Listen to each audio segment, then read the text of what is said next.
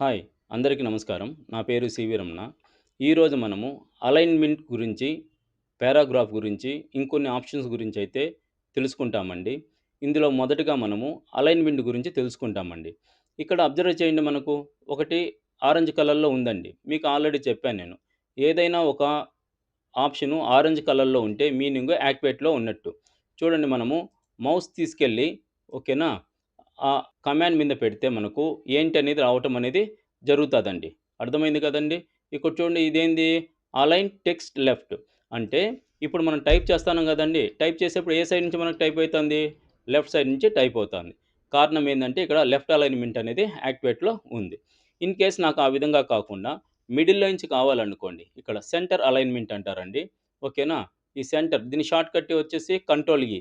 Click చేసినామంటే మనం type చేసేదంతా మిడిల్‌లో వస్తదండి. అంటే మనం టైప్ చేసేది ఏదన్నా మిడిల్‌లో నుంచి టైప్ రావాలనుకుంటే ఓకేనా? మనం ఏం చేస్తాం సెంట్రల్ అలైన్‌మెంట్ అనేది చేయండి లేదా కంట్రోల్ ప్లస్ ఈ అని ఇవ్వండి. Next one right alignment. Right alignment అంటే మనం చేసేది ఏందంటే రైట్ సైడ్ నుంచి వస్తది. ఇది జనరల్‌గా లెటర్ టైపింగ్ అప్పుడు మనకు ఉపయోగపడతదండి. డే టు టైమ్ ఇవ్వడానికి. అర్థమైంది కదండీ! ఓకేనా? జనరల్‌గా మనం వాడేదేంది లెఫ్ట్ అలైన్‌మెంట్ అనేది వాడటం అనేది జరుగుతదండి. నెక్స్ట్ వన్ చూడండి జస్టిఫై. ఈ జస్టిఫై అనేది ఎందుకు యూజ్ అవుతదంటే మనకు నేనిక్కడ ఒక డేటా తీసుకున్నానండి. ఈ డేటాను అబ్జర్వ్ చేస్తే మనకు లెఫ్ట్ సైడ్ చూడండి ఇక్కడ ఏమైంది కరెక్ట్‌గా ఉంది. ఓకేనా? కరెక్ట్‌గా లైన్ బై లైన్ కరెక్ట్‌గా ఉంది. అదే మనకు రైట్ సైడ్ ఏముందండి మనకు వేరియేషన్ ఉంది. చూడండి ఇది కొంచెం ఎక్కువ, తక్కువ ఈ విధంగా ఉంది. ఓకేనా? బోత్ సైడ్ ఈక్వల్‌గా కావాలనుకుంటే ఇన్ఫర్మేషన్ మనం చేసినప్పుడైతే సెలెక్ట్ చేసుకునేసి జస్టిఫై ఇవ్వండి. జస్టిఫై ఇస్తే ఏమైపోయింది మనకు బోత్ సైడ్ చూడండి ఇక్కడ నీట్‌గా వచ్చింది. ఇటు సైడ్ చూస్తే మనకు రైట్ సైడ్ గాని నీట్‌గా వచ్చింది. ఓకేనా? దానికోసం వాడతారండి. ఇక్కడ ఒకటి గుర్తుపెట్టుకోండి. ఇక్కడ ఏ అలైన్‌మెంట్ మనం యూజ్ చేయాలన్నా ఇన్ఫర్మేషన్ చేసుంటే సెలెక్ట్ చేసుకొని పోండి. లేదంటే మనకి ఏదైతే దీంట్లో నీడ్ అయితే అనుకుంటామో దాన్ని సెలెక్ట్ చేసుకొని టైప్ చేసుకుంటా పోయినామనుకోండి, దానికి అనుకూలంగా ఇదైతే రావటం అనేది జరుగుతాదండి. ఇది చూడండి ఇప్పుడు నేను టైప్ చేస్తన్నాను. ఒక ఇన్ఫర్మేషన్ ఏం తీసుకున్నాను నేను జస్టిఫై తీసుకున్నాను. ఎప్పుడైతే ఇచ్చానో ఆటోమేటిక్‌గా చూడండి ఏమైతుంది అది మనకు ఆటోమేటిక్‌గా అదే సెట్ చేసుకోవటం అనేది జరుగుతాంది. ఇక్కడ చూడండి నేను టైప్ చేస్తున్నాను. ఓకేనా? ఏమైంది ఆటోమేటిక్‌గా డిఫాల్ట్‌గా అదే సెట్ చేసుకుంది. కారణం ఏందంటే ఇక్కడ నేను జస్టిఫై అనేది సెలెక్ట్ చేసుకున్నాను కాబట్టి. అర్థమైంది గదండీ! నెక్స్ట్ వన్ దీని పక్కన చూడండి లైన్ స్పేసింగ్ అన్నాడు. అంటే ఇక్కడ నేను ఒక డేటా తీసుకున్నాను. దట్ మీన్స్ ఇన్ఫర్మేషన్ తీసుకున్నాను. లైన్‌కి మధ్య గ్యాప్ కావాలనుకోండి. ఓకేనా? ఇక్కడ ఏం చేస్తాం లైన్ స్పేసింగ్‌లోకెళ్ళండి. ఇక్కడ ఎంత ఉందండి మనకు 1.15 ఉంది. నేను 1.5 కావాలంటే 1.5 ఇస్తాను. లేదా 2 కావాలంటే 2 ఇస్తాము. లేదు 1 కావాలంటే 1 ఇస్తాం. ఇక డిఫరెంట్ డిఫరెంట్ టైప్స్ ఆఫ్ ఉంటాయండి. ఇందులో మనకి ఏది కావాలంటే దాన్ని యూజ్ చేయండి. నేను 1.5 అనేది తీసుకున్నాను. ఎందుకు ఈ విధంగా గ్యాప్ ఇస్తారంటే మనం ఏదైనా అఫీషియల్ లెటర్స్ పంపినప్పుడు వాళ్ళకు చదవడానికి అనుకూలంగా ఉండాలంటే లైన్‌కి మధ్య గ్యాప్ కావాలండి. ఆ గ్యాప్ కోసం అయితే ఈ లైన్ స్పేసింగ్ అనేది ఉపయోగపడతది. అర్థమైంది గదండీ! ఇక్కడ మనము నెక్స్ట్ టాపిక్ వచ్చేసి మనకు షేడింగ్. షేడింగ్ అంటే మనకు కలర్ ఏదైనా ఇవ్వాలనుకోండి ఈ బ్యాక్‌గ్రౌండ్‌లో చూడండి ఇక్కడికెళ్ళాను నేను కలర్ ఇచ్చుకున్నాను. ఏమైంది మనకు దీంట్లో కలర్ రావటం అనేది జరిగింది ఈ పారాగ్రాఫ్. చూడండి నేను ఇంకొక కలర్ మార్చుకున్నాను. ఈ పారాగ్రాఫ్ కావాలా?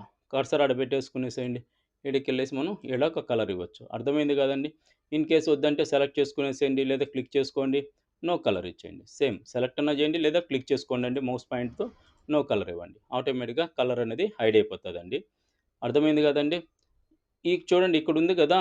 ఇది బాటమ్ బోర్డర్సు ప్లస్ ఇక్కడుంది గదండీ! ఏ టు జెడ్ సార్టు ఓకేనా? ఇవొచ్చేసి మనకు ఇక్కడుంది గదండీ! టేబుల్ ఆప్షన్‌లో అయితే మనకు యూజ్ అవుతదండి. అప్పుడు దాని గురించి తెలుసుకుంటాం. ఇది టేబుల్ ఆప్షన్‌కే యూజ్ అవుతది. నార్మల్‌గా అయితే మనకిక్కడైతే వర్క్ అవ్వదండి. అప్పుడు వెళ్ళినప్పుడైతే అప్పుడు తెలుసుకుంటామండి. అర్థమైంది గదండీ! మన సీవీఆర్ స్టడీ స్టూడియో ప్రారంభించిన 10 రోజుల్లోనే 300 ప్లస్ సబ్స్క్రైబర్స్ రావటం జరిగిందండి. సబ్స్క్రైబ్ చేసిన ప్రతి ఒక్కరికి నేను థాంక్స్ తెలుపుకుంటున్నానండి. అదేవిధంగా వీడియో చూసిన ప్రతి ఒక్కరికి గాని నేను థాంక్స్ చెప్పుకుంటున్నానండి. ఎప్పటికప్పుడు నా వీడియోలు మీకు చేరాలంటే ఖచ్చితంగా మీరు సబ్స్క్రైబ్ చేసుకోండండి. అదేవిధంగా లైక్ చేయండి. థాంక్స్ అండి వన్స్ అగైన్. ఇప్పుడు మనము నెక్స్ట్ టాపిక్ అయినటువంటి పారాగ్రాఫ్ గురించైతే తెలుసుకుంటామండి. ఇది చాలా ఇంపార్టెంటు. ఏంటి ఈ పారాగ్రాఫ్ వల్ల ఉపయోగం అంటే, ఇక్కడ చూడండి నేను పేజ్‌లో వచ్చేసి ఏం చేసున్నాను నేను సమ్ ఇన్ఫర్మేషన్ చేసున్నానండి. జనరల్‌గా ఇక్కడి నుంచి ఈడ వరకు ఒక పారాగ్రాఫ్. తర్వాత ఇక్కడి నుంచి ఈడ వరకు ఒక పారాగ్రాఫ్.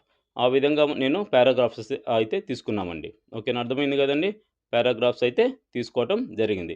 కానీ ఇక్కడ అబ్జర్వ్ చేస్తే కొన్ని డిఫాల్ట్ ఉన్నాయి. అవేంటంటే పారాగ్రాఫ్‌కి, పారాగ్రాఫ్ మధ్య స్పేస్ అనేది లేదు ఒకటి.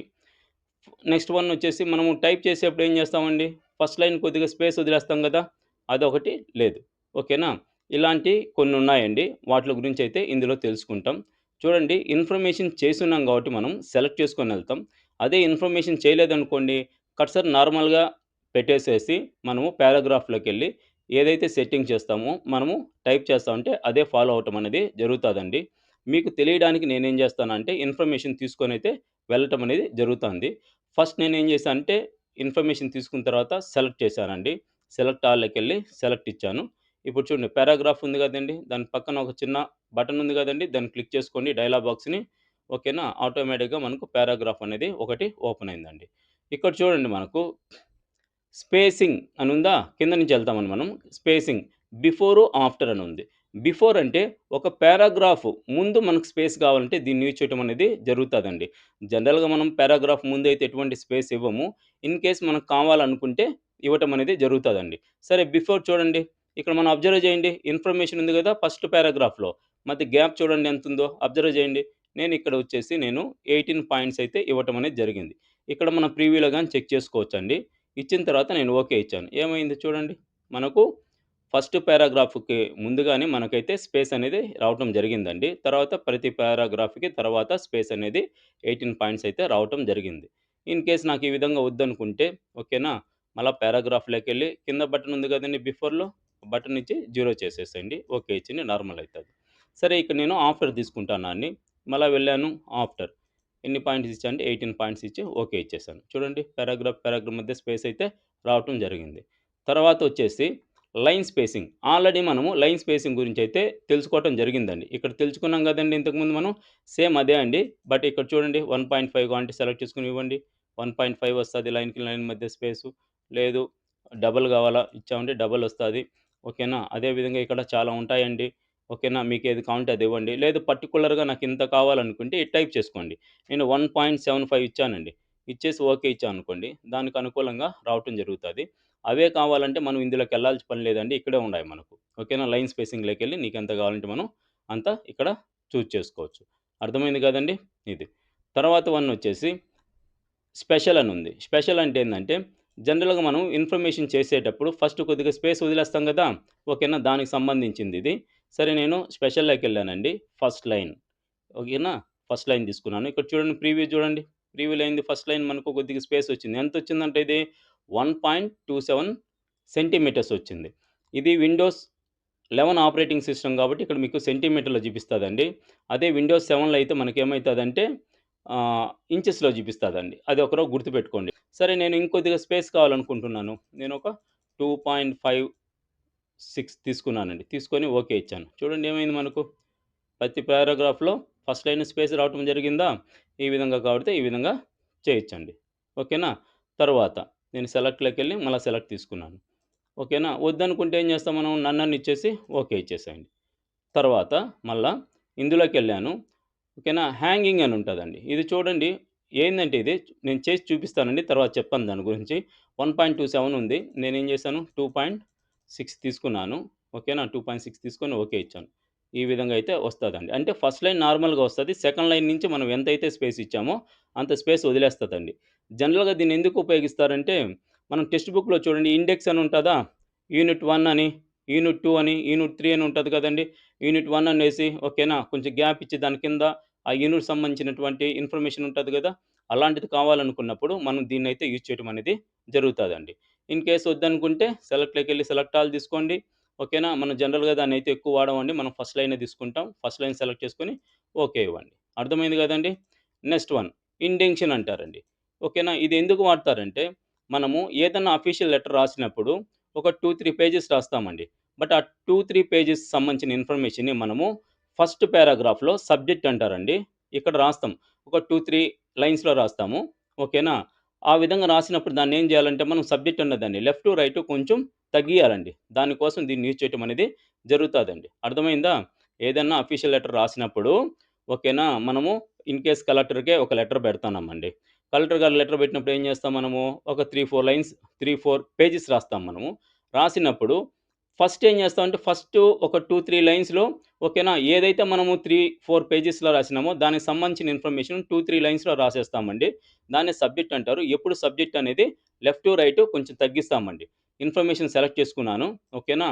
ఇప్పుడేం చేశాను నేను ఇండెక్స్‌లోకెళ్ళాను. లెఫ్ట్ సైడ్ వచ్చేసి ఒక 1.5 సెంటీమీటర్స్ తగ్గిచ్చేసినాను. రైట్ సైడ్ గాని 1.5 సెంటీమీటర్స్ అనేది తగ్గియటం అనేది జరుగుతదండి. చూడండి ఓకే ఇచ్చాను. ఓకేనా. దీన్ని సబ్జెక్ట్ అంటారండి. ఇది చూస్తానే కింద ఉన్నటువంటి ఇన్ఫర్మేషన్ ఏంది, ఏ ఊర్లో ప్రాబ్లమ్ ఉంది, ఏం ప్రాబ్లమ్ ఉందనేది బ్రీఫ్‌గా తెలుస్తదండి. దాని ప్రకారం వాళ్ళు ఓకేనా, అది ఏ డిపార్ట్‌మెంట్‌కైతే పంపాలో ఆ డిపార్ట్‌మెంట్‌కి పంపి చర్యలనేది తీసుకుంటా ఉంటారండి. ఓకేనా. అర్థమైంది గదా! ఇది ఇండెంక్షన్ అంటారండి. ఓకేనా. తర్వాతొచ్చేసి జస్టిఫై. ఆల్రెడీ మీకు చెప్పానండి ఈ జస్టిఫై అనేది. ఎక్కడ జెప్పాను? ఈడ జెప్పాను. జస్టిఫై అనేసి ఓకేనా. అదే విధంగా లెఫ్ట్ అలైన్‌మెంటు, సెంటర్ అనేసి, రైట్ అని జెప్పాను గదా! సేమ్ అదే అండి ఇది. ఇక్కడికెళ్ళండి మీరు. ఎళ్ళిన తర్వాత చూడండి, మీరు సెంటర్ అన్నారనుకోండి, ఓకేనా. ఇస్తే ఏమైపోయింది అంతా మిడిల్‌లోకొచ్చేసింది. ఓకేనా. ఇక్కడ చూడండి ఆటోమేటిక్‌గా ఇక్కడ యాక్టివేట్ అయిపోయింది. ఓకేనా. లేదు జస్టిఫై గావాలనుకున్నారు. ఇందులోకి రండి జస్టిఫై ఇవ్వండి. ఓకే ఇస్తే ఆటోమేటిక్‌గా చూడండి జస్టిఫై అయిపోయింది. ఇక్కడ గాని యాక్టివేట్ అయింది. ఇవి కావాలనుకుంటే మాత్రం ఇక్కడికెళ్ళాల్సిన నీడ్ లేదండి. మనం ఇక్కడి నుంచే వాటిని యూజ్ చేయొచ్చు. అర్థమైంది గదండీ! నెక్స్ట్ చూడండి ఇక్కడ డిక్రీజు, ఇంక్రీజ్ అని ఉంటదండి మనకు. దీని గురించి ఇప్పుడు తెలుసుకుంటాం చూడండి. ఇది ఇంక్రీజ్ ఇండెంట్ అన్నామనుకోండి మనము ఓకేనా. క్లిక్ చేస్తా ఉంటే మనకేమైతుందంటే ఓకేనా, ఇన్ఫర్మేషన్ రైట్ సైడ్ అయితే వస్తాంది. లెఫ్ట్ సైడ్ మనకు గ్యాప్ రావటం జరిగింది. గ్యాప్ తగ్గియాలనుకోండి మనము ఓకేనా, డిక్రీజ్ ఇండెంట్ అంటారండి. ఇట్లా తగ్గియటం అనేది జరుగుతదండి. దానికోసమైతే వీటిల్ని ఉపయోగించడం జరుగుతదండి. ఈ రిమైనింగ్ ఇక్కడున్నాయి గదండీ! బులెటిన్ నంబరింగ్‌కి సంబంధించి రేపటి క్లాస్‌లో మనం తెలుసుకుంటామండి. మీకు నా క్లాస్ నచ్చినట్లయితే లైక్ చేయండి. మీ తోటి వారికి ఉపయోగపడుతుందంటే షేర్ చేయండి. మీరు ఈ వీడియో గురించి ఏదైనా చెప్పదలుచుకుంటే కామెంట్ రూపంలో తెలియజేయండి. నా వీడియోస్ ఎప్పటికప్పుడు మీకు చేరాలంటే మొదటిగా సబ్స్క్రైబ్ చేయండి. థాంక్స్ అండి.